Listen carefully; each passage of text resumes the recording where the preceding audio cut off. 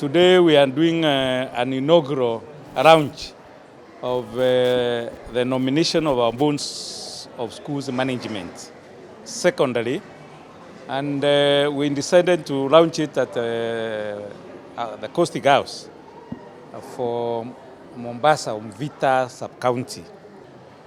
And so we are to meet here and give a brief of what is expected of a member to be nominated as a member of the board. And one of the things we have stressed so much is that person should have interest in education. Two, that person who can sacrifice himself, because in the boards there is no payment. Boards of schools, there is no payment.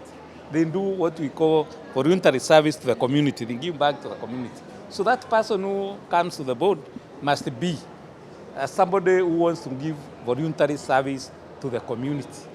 Three, we also want to get members who are politically neutral. Because if you bring politicians or somebody with a political inclination to a school, the school will be divided. And it may be propagating the interest of politics in the school other than the academic progress of the school. And four, we also wanted to tell our chiefs and our other panels that the school, when we talk about the school, we are talking about the radius that can extend up to the whole of this country, the face. So that we don't just get members who are surrounding the school. A school can get membership of the board from as far as anywhere within the boundaries of Kenya. Or even if somebody is working outside this country, but as the interest of the school, it can be proposed for nomination. And then we have also told them that what they are making is proposal. We have a social problem. Tuna shida ambayo kwamba ni ya kijamii, na niliweza kuzungumza. Unajua, ukiona matatizo yamemfika mpaka mzazi, yule mzazi anaanza sasa kuwa katika level ya kwa hajui hata ataangalia vipi watu wake, kisha ile ina trickle down mpaka kwa watoto.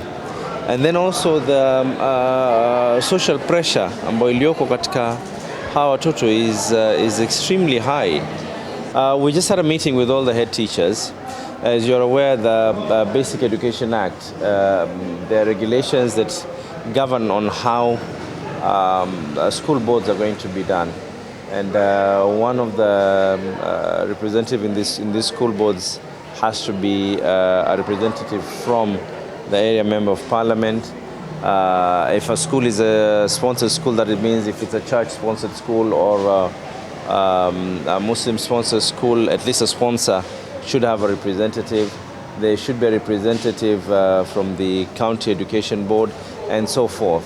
So we are looking at ways as the new boards are going to be put into place. At the same time, we need to have a transition gap. We can't have a board where every single person is new. There has to be institutional memory. And equally as well, these new boards will have to undergo some form of induction. And that is what we had just given a commitment to, that injection will be done by ourselves. There is no connection between the banning of schools and the Minitab. It is the prerogative of the government to look at the welfare of the students. And if it decides to have students have a break, it hasn't decided. Let me first of all say that we have not had any in Mombasa, and we pray God we shall not have one. And the reason I could attribute it to two. One, early in the term we convened a meeting between all the field officers and the principals of our schools. And we said that we must be vigilant and we must put our house to order if there was anything that was not in order. Because we know some of the areas where the students complain. And our principals, through to it, they have done that. Yes, the day before yesterday, I was in Shimoratewa. And I found boys jumping, lining up and down. And I was happy with them. So our principals have put whatever we have asked them to put in order.